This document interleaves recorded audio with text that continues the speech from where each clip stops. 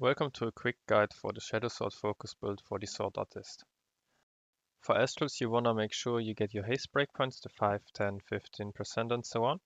And otherwise you wanna prioritize magic, attack, skill and all the other good stats. And this is what I use, so you can just copy those.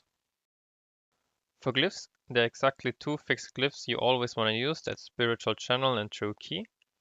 And there are two more glyphs which I usually use as a default, that's Path of Chivalry and Flood of Clouds, since they help you with your rotation or increase your damage. There's one more glyph you can take, that's waiting patiently if there's a boss where you always get CC'd or you just need more cleanses. And you would substitute that for Path of Chivalry, since Flood of Clouds helps you with your rotation to keep it alive and going. For Astral Blessings, there isn't much of a choice except for the last one, where you want to use Exorcism as a default, and you want to use Cloud Smoke when you want to break the golden shell of a dungeon boss or a raid boss with your party at the same time. The rotation for this build can be summarized in about 3 sentences. The first one is you want to use your right click to generate swords, the Shadow Swords, and then use them with your Shadow Sword focus to deal damage, which is your main part of damage. In the second part, you want to use Crane Talon to maintain this Crane's Cry buff, which increases your crit hit rate and generally your damage. And you want to use the Crane Talon for Ki. If you use it, you gain 30 Ki, and your Cloud Dragon Strike, which also increases your Ki when you use it. Now onto the opening. You want to start with a fully charged Cloud Dragon Strike. Let me just quickly wait until my Sword Intent is back to full. And then you want to start with the right mouse button, then Crane Talon, you want to interchange those so you never overflow them both. And you want to make sure to get the Crane's Cry effect as quickly as possible before you enter Yin Yang. So the opening would be until Yin Yang, it would be this.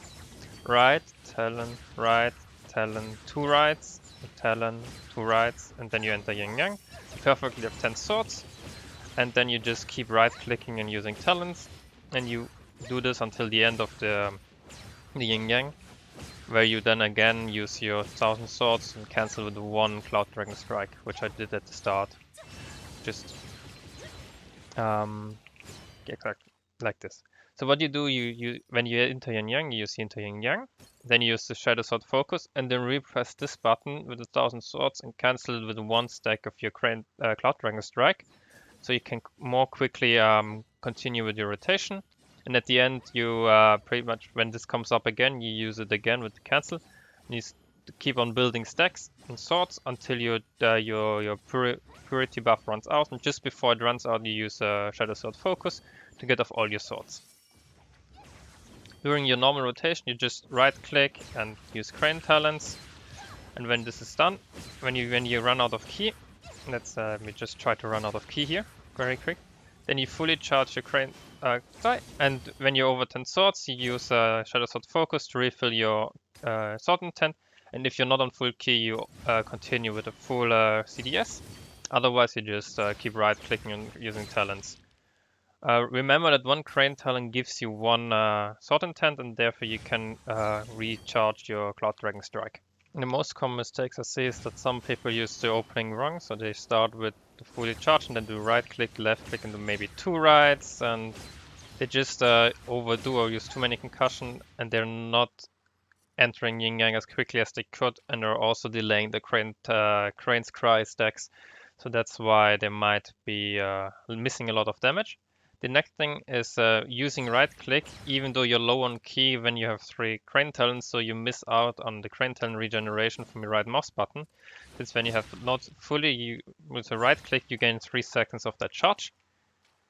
And the next one is using the left mouse button when you can use Cloud Dragon Strike to gain Ki, or use right click or use Crane Talon to gain Ki. Because the left mouse button just literally about 50 damage. Let's have a look. It does 180 damage in the crit right here. So that's pretty much useless compared to just 1 right click, which does 300 damage when it doesn't even crit.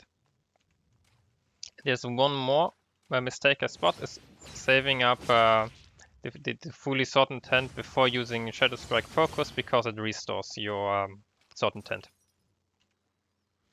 There's one more thing about the right mouse button. The right mouse button works in cycles, so the first one costs 30 key, the next one costs 30 key, and the last one costs 0 key.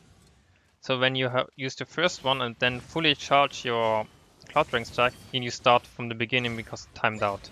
So you lose out on some right mouse buttons that are cheaper.